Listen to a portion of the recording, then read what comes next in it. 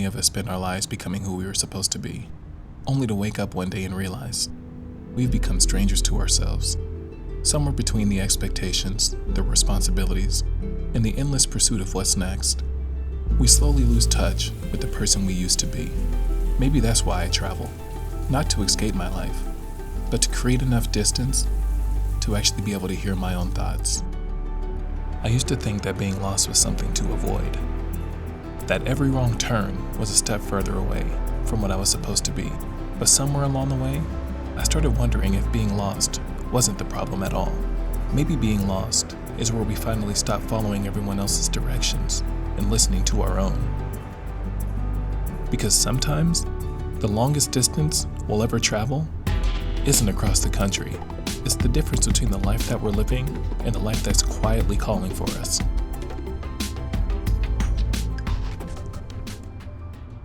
No one tells you that the life you've worked so hard to build can slowly disconnect you from yourself. I stood there for a while, and for the first time in a long time, nobody needed anything from me. I wasn't creating, I wasn't performing, I wasn't solving a problem.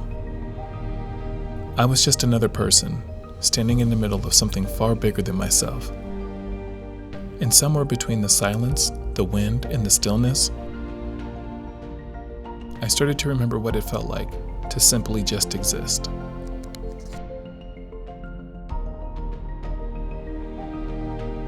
I think one of the greatest tragedies in life isn't that time moves too fast.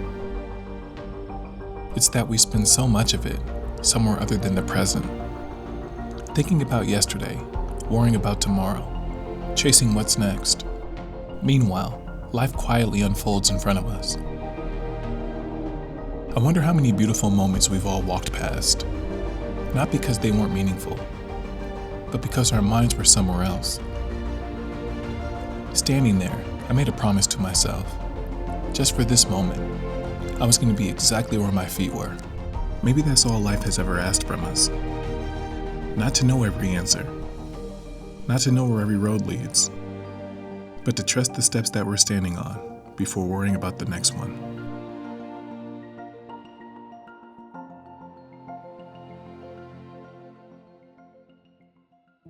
I wonder if the reason we keep pushing ourselves to be so busy isn't because we have so much to do, but because the stillness has a way of introducing us to parts of ourselves we've been trying to avoid. The questions we've been putting off, the dreams we've convinced ourselves are just too late, the versions of ourselves we've quietly outgrown, but haven't had the courage to leave behind. I wonder if one of the hardest things we'll ever do is separate who we are from who we've learned to become. We spend years learning how to introduce ourselves to the world, what we do, what we've accomplished, what people can expect from us. But somewhere along the way, we forget to ask a much quieter question. When nobody needs anything from me, who am I? Maybe that's why the mirror felt different. It wasn't reflecting the life everyone else could see. It was asking me to meet the person I'd been too busy to know.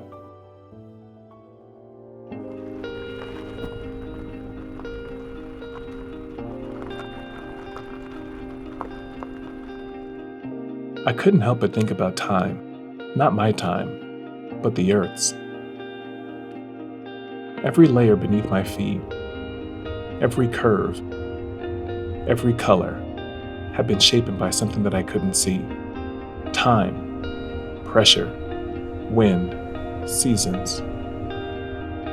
It made me wonder, why are we so impatient with our own lives?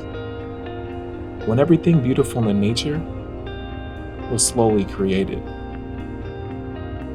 We spend so much of our times believing that if we can't see progress, then progress isn't happening. But standing there, I realized nature tells a different story. Some of the most extraordinary transformations happen quietly.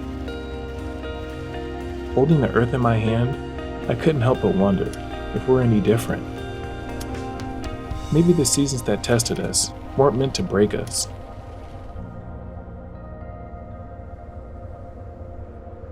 Maybe they were shaping us into someone we couldn't have become any other way.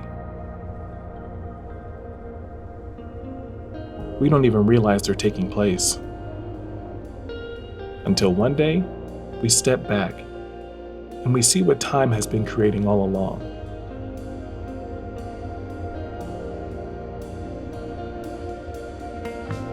Maybe becoming was never meant to be rushed.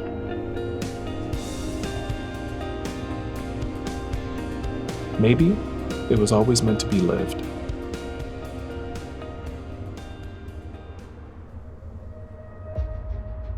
I came here for one reason, to face my fear of heights. I told myself it wasn't about standing on a cliff, but the closer I got, the more I realized this had very little to do with the height beneath my feet.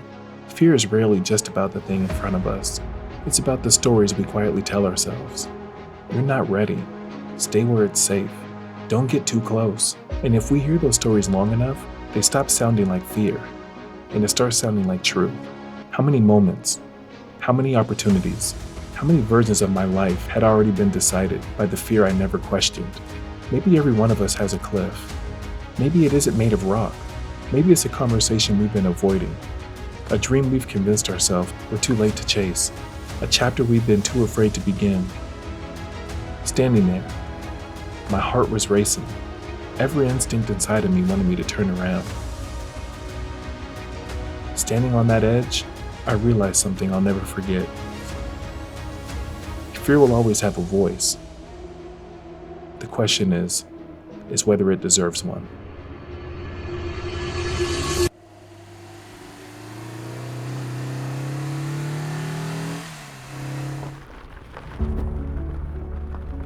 Somewhere along the way, we stopped being amazed. We trade curiosity for routine, wonder for certainty. We become so familiar with the rhythm of life that we forget how extraordinary it really is. Standing here, I wasn't searching for answers anymore. I was simply reminded how much beauty exists without even asking anything in return from us. The earth wasn't trying to impress me. It wasn't competing. It wasn't trying to prove its worth. It simply existed exactly as it was created to. I couldn't help but wonder how different our lives may feel if we stopped measuring our value by what we accomplished and started measuring it by how deeply we've experienced life, the way that it was given to us. Maybe that's why places like this stay with us. They don't just change what we see, they quietly change the way we see everything else.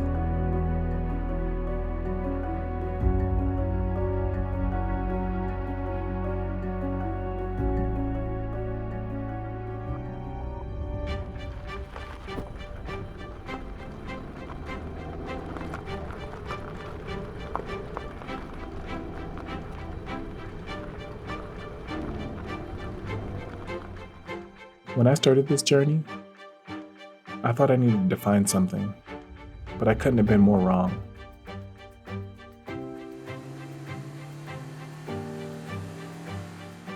Mountains, the desert, the silence, none of those gave me the answers. They simply gave me enough space to hear my own. Somewhere between the miles, the fear, the stillness, and the sunrise, I stopped trying to become someone else. I stopped believing that I had to earn every moment or rush towards whatever came next.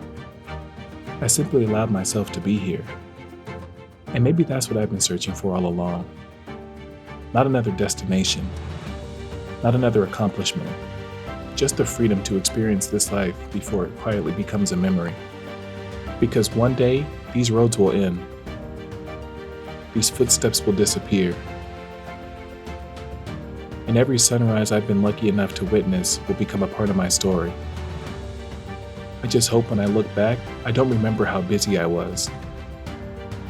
I hope I remember that I was here, that I paid attention, that I wasn't afraid to stand on the edge, that I didn't spend my whole life waiting for it to begin. Because maybe this moment was the life I was searching for all along.